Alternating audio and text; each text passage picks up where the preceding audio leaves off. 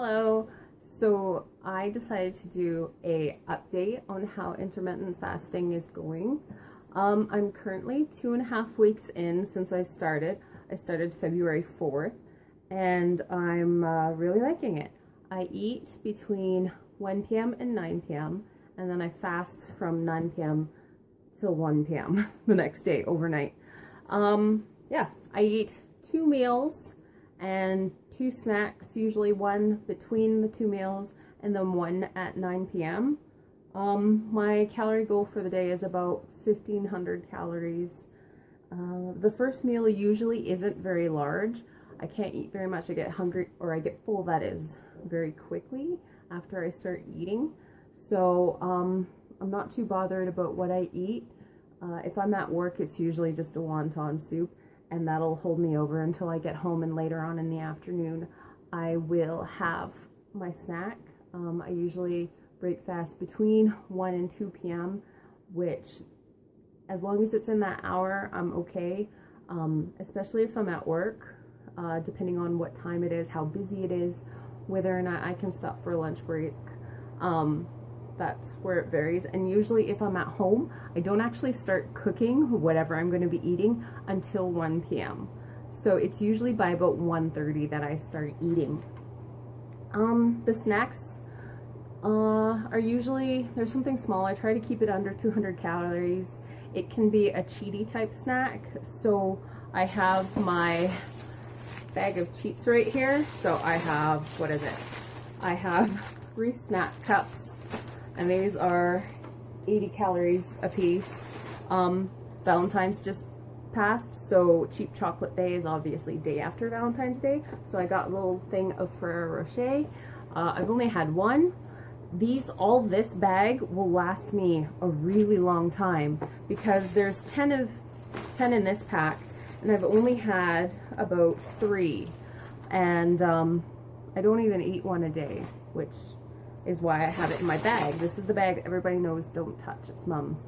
And I had a Ferrero Rocher today, and I'm wondering if maybe the milk content is too high for me because I felt a little wonky afterwards. I don't know, next time I have one, I'll see how I feel. If I can't have them anymore, I'll just give them to my daughter and put them in her treat basket, which is in the little Jawa at the top of the screen. That's Jim the Jawa. He is a Halloween candy bowl, but we just use him all year. I put bunny ears on him for Easter and a Santa Claus hat on him during Christmas, and then he's himself during Halloween. So you know what? You can use those all year. I also have a bag of Smart Pop Indulgence. And so I got this, I don't know, like 4 days ago-ish. And this actually will be my closer to 9 p.m. snack, because my 2 snacks, the one between the meals and the one that's closer to 9 p.m., just so that I have a little something in my stomach before I go to bed. So usually in the last like 5 minutes, I'll get a snack of something, and I'll measure out like a small bowl so that I'm not just mindlessly grabbing from the bag. That's why there's still like half a bag left. And then once again, because cheap chocolate day just passed, I've got 3 little very special heart candies. I've had one of them. Oops, I opened it upside down. I've had one so far, and they come in this cute little heart package.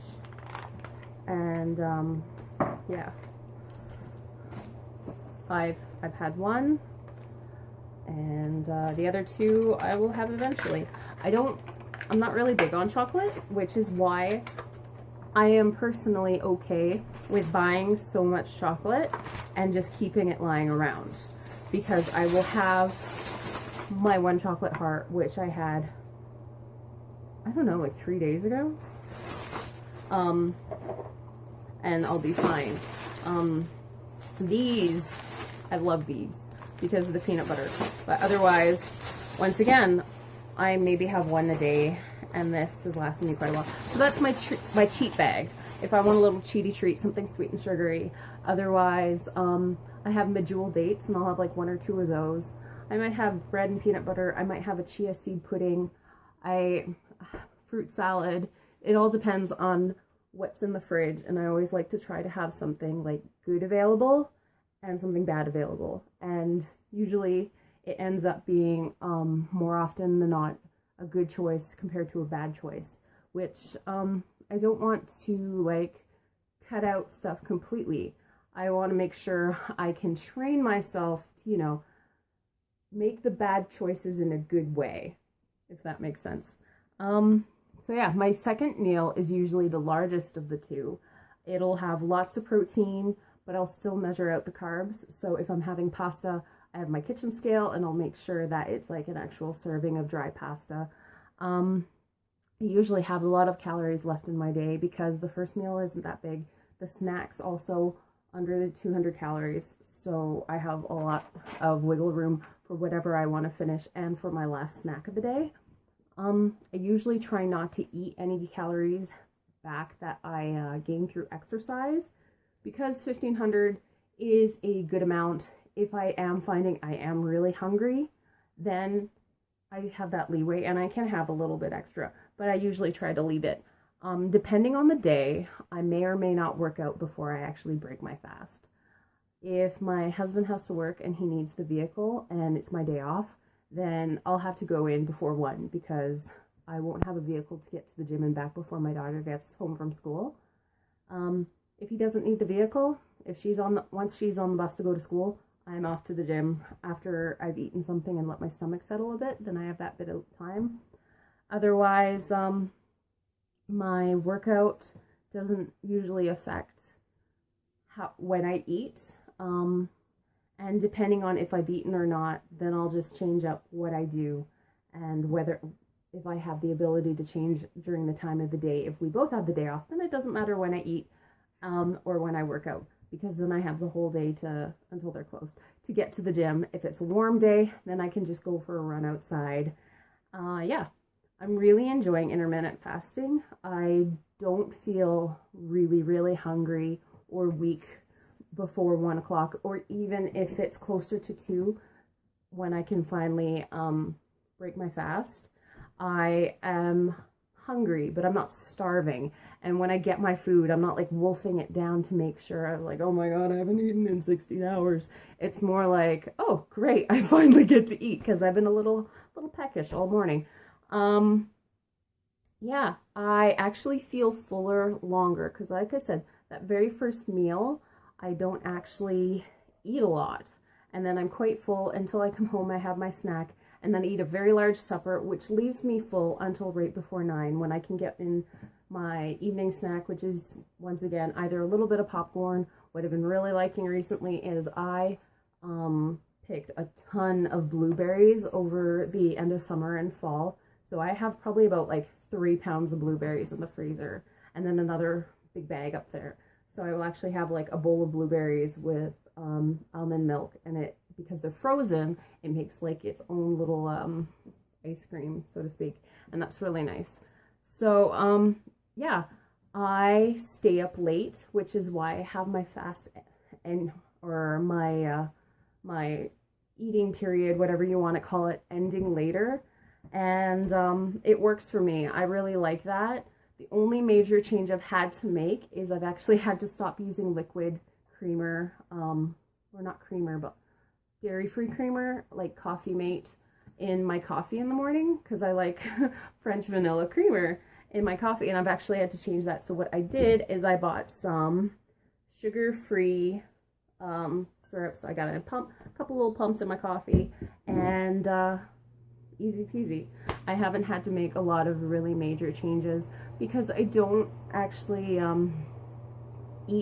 didn't actually eat breakfast on a regular basis in the morning. Sometimes I wouldn't eat at all, and then I'd send my daughter to school, and then I'd eat lunch, or I wouldn't eat till 12. So what's putting it off for another hour gonna do? Nothing. Yeah, so that's how it's been for me on intermittent fasting. So it's been, what is it? So yeah, 2.5 weeks. I'm losing steadily 1 pound to 1.5 pounds. Once it was even almost 2 pounds, if I'm remembering the first week or the second week correctly. But I'm happy with how it's going.